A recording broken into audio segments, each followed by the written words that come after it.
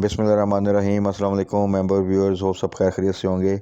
आज की वीडियो में जी मार्केट की परफॉर्मेंस देख लेते हैं। डल एक्टिविटी रही, क्या रीज़न बनी नेगेटिव क्लोजिंग, क्या न्यूज़ है कल, क्या हम एक्सपेक्ट कर सकते हैं। कल मिनी बजट भी है, उसमें हमारी स्ट्रेटजी क्या होनी चाहिए। और वो जो मैंने कल अपनी वीकेंड की वीडियो में कहा था, एक शेयर जोन सा है जो कि इस वक्त अगर हम बाय करें तो बहुत ही कम रिस्क है उसमें। और उसमें क्या स्ट्रेटजी होनी चाहिए, क्या उसको हमने करंट रेट पे बाय करना है या कहाँ पे बाय करना है, और कितनी देर की होल्डिंग करनी है, और क्या रिटर्न हम एक्सपेक्ट कर सकते हैं, वो थोड़ा सा क्विकली डिस्कस कर लेते हैं। तो सबसे पहले तो मार्केट में जी ऑब्वियसली जैसे डिस्कस किया था, रोल ओवर वीक है, ईयर क्लोजिंग भी है, वॉलेटिलिटी तो रहेगी। प्लस जब ये न्यूज़ आ गई कि कल अब ट्यूसडे को मिनी बजट प्रेजेंट होना, तो आप देखें कि आज बड़ी डल एक्टिविटी रही, बहुत ही कम वॉल्यूम के साथ मार्केट रही और नेगेटिव साइड पे प्रेशर रहा। और 204 पॉइंट के साथ जो सा मार्केट ने क्लोजिंग दी। बहुत ज़्यादा डिप एक्सपेक्ट नहीं है, बिकॉज मैंने आपको बताया था कि ईयर क्लोजिंग है ऑलरेडी बड़ी ही थिन, हम पॉजिटिव साइड पे हैं। तो थोड़ा सा डिप अगर ज़्यादा आता है तो हम जो हमारी ईयर क्लोज है वो नेगेटिव साइड पे होगा। तो इंशाल्लाह ताला होपफुली थोड़ी हो ये, बट ईयर क्लोजिंग जो सी है वो पॉजिटिव साइड पे ही आप एक्सपेक्ट करें। और अल्लाह खैर करे कोई किसी किस्म की नेगेटिव न्यूज़ जो सी है वो ना आए, और उम्मीद है कि चीज़ें जो से फिर बेहतरी की तरफ जाएंगी। अच्छा जी, मिनी बजट में आपको पता है कि बेसिकली जो सब्सिडीज़ हैं वो थोड़ी सी रिड्यूस करनी है इन्होंने। और दूसरा जो सा है आपको पता है, जो स्टेट बैंक का बिल है वो प्रेजेंट करना है। और आपको याद होगा पहले इन्होंने इसको डेफर किया था और ये प्लान किया था कि इसको थ्रू ऑर्डिनेंस जो सा है, प्रेसिडेंशियल ऑर्डिनेंस के थ्रू जो सा है वो करेंगे, क्योंकि थोड़ा सा एक इशू था कि क्या ये असम्बली से पास हो सकता है या नहीं हो सकता। बट आई थिंक कि कुछ चीज़ें मैनेज हुई हैं, और फिर इन्होंने अब प्लान किया है कि इसको कल जो सा प्रेजेंट करें। तो कल मार्केट में वॉलेटिलिटी भी रह सकती है, डल फेज़ रहेगा, क्योंकि जब तक इसके आउटकम नहीं आता इस अमेंडमेंट का, फाइनेंस बिल का या मिनी बजट का, और किन सेक्टर्स में इसका कितना इम्पैक्ट आता है, तब तक एक्टिविटी आप जो सी है वो डल ही इसको जो सा है वो ऑब्ज़र्व कर सकते हैं। अब इसमें स्ट्रेटजी हमारी क्या होनी चाहिए? स्ट्रेटजी हमारी यही होनी चाहिए कि जो शेयर्स आपको पता है वीकेंड में तमाम डिस्कस किए थे, अब उनमें बहुत से शेयर्स जो से हैं कल डिप पे आपको उन रेट्स पे मिलेंगे जो कि बहुत ही सिक्योर रेट होते हैं, और जिन रेट से वो बड़ी तेज़ी से बाउंस बैक करते हैं और आपको एक क्विक गेन दे सकते हैं। तो आपने उन रेट्स का वेट करना है। अगर मार्केट थोड़ा पॉजिटिव साइड पे आती भी है तो हाई साइड पे बिल्कुल बाय नहीं करना। अपना टारगेट वही रखें, जो है सपोज जैसा ट्रीट है, ट्रीट को हम शॉर्ट रेट्स करते थे। अब ट्रीट आप देखें आज भी उसने अपना 40 ब्रेक नहीं किया, लेकिन कल अगर आपको वो 39 38 पे मिलता है तो देन आप उसमें बिल्कुल एंट्री लें, और वो आपको फिर जो सा अगेन जो सा एक प्रॉफिट जो सा वो दे देगा। जैसे ही 40 प्लस जाएगा तो आप वहाँ पे प्रॉफिट टेकिंग उस क्वांटिटी की कर सकते हैं। इसी तरह ही और बहुत से शेयर, जिन शेयर्स में भी आप करते हैं और आपको आइडिया है कि वो अगर आपको डिप पे मिलते हैं तो वहाँ से आपने बाय करना है सिर्फ। और एंट्री जो सी आपकी ये वॉलेटिलिटी में, ख़ास तौर पर जब कोई न्यूज़ आनी हो, तो उस न्यूज़ का ये होता है कि जैसे वो न्यूज़ आती है अगर उसका इम्पैक्ट इतना ज़्यादा नहीं होता तो देन फिर एक पॉजिटिव मोमेंटम जो सा है वो बन जाता है। और इसका पॉजिटिव ये साइड होगी कि अगर ये प्रॉपरली पास हो जाता है और इसमें कोई ख़ास इम्पैक्ट नहीं पड़ता सेक्टर्स को, तो अल्टीमेटली नेक्स्ट आपकी चीज़ वो यही है कि आपने एक और चीज़ क्लियर कर दी आईएमएफ के जो साथ जो एग्रीमेंट है। तो वो फिर एक पॉजिटिव जो सी है आपकी मोमेंटम वो आस्ता से स्टार्ट हो जाएगा। तो उसमें हमारा टारगेट ये होना चाहिए कि डिप पे हम अपनी चीज़ों को थोड़ा सा बाय करें, और जैसे ही इसका कोई पॉजिटिव मोमेंटम जो सा आए तो वहाँ पे पॉजिटिव साइड पे उसकी प्रॉफिट टेकिंग करें।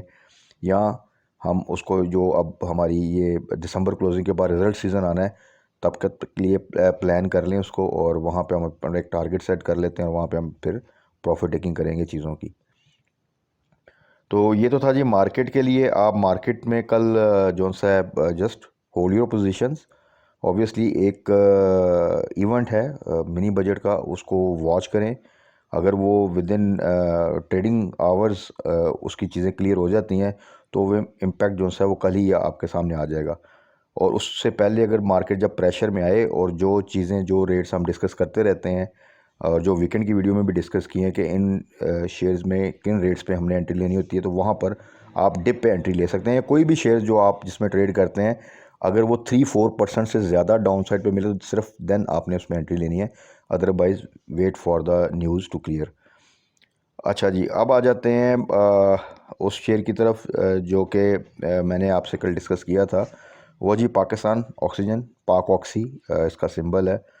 अच्छा, ये शेयर इस वक्त जो सा है वो 150 पे ट्रेड कर रहा है, लो वॉल्यूम शेयर है, साइड आइटम है। अच्छा, इसका अगर आप जो बाय रेंज है वो अगर आपको कल ये डिप पे मिलता है तो इसकी एक तो बाइंग सेलिंग का जो डिफरेंस है वो भी काफ़ी ज़्यादा होता है, तो उसमें आपने इसको बाय करने का तरीका ये है कि आपने अगर 1000 शेयर बाय करना है तो आपने फर्स्ट गो में सिर्फ 500 बाय करना है, वन गो में 1000 बाय नहीं करना। और उसकी जो सी आपने बाय आप मार्केट अगर डाउन साइड पे तो 140 पे लगा के देखें, अगर वहाँ पे नहीं आता तो फिर 142 पे, फिर 145 तक, यहाँ तक आप इस जो सर रेंज में इसकी बाय लगा के देखें। अगर वहाँ पे आपको मिल जाता है then wait for other 500 shares कि अगर ये थोड़ा डिप की तरफ आता है तो वहाँ पे एवरेज कीजिएगा, अदरवाइज़ फिर हम उसको फर्दर डिस्कस कर लेंगे कि क्या हम फिर उसको 150 या 145 टू 50 के दरमियान बाय कर सकते हैं या हमने डिप का वेट करना है। 1 ईयर रेंज इसकी जी 135 टू 184। अच्छा, इसमें जो देखें चार्म है वो ये है कि अगर आप इसका जो मैंने ग्राफ है ये 3 मंथ्स का ग्राफ साथ मेंशन किया है कि आपको भी पता है कि पिछले 3 माह से मार्केट की वॉलेटिलिटी कितनी ज़्यादा है और बहुत से शेयर्स तो अपनी आधी प्राइस पे आ गए हैं, बहुत से शेयर्स आधी प्राइस से भी नीचे चले गए हैं। बट पाक ऑक्सी अगर आप देखें तो इसकी रेंज जो सी है वो आप देखें तो वो बहुत ही कम जो सा है इसने डिप लिया है और ये तकरीबन स्टेबल रहा है। तो ये इस वक्त सिक्योर तरीन रेट पे है, थोड़ा सा डिप, उस डिप पे हमने बाय करना है, फर्दर डाउनवर्ड के चांसेस बहुत कम है। और इसके साथ मैंने पे आउट्स थोड़े से कुछ हिस्ट्री 3 ईयर्स की बताई है कि आप मिनिमम बोनस देखें तो वो 20% बोनस तो इसका कंफर्म होता है।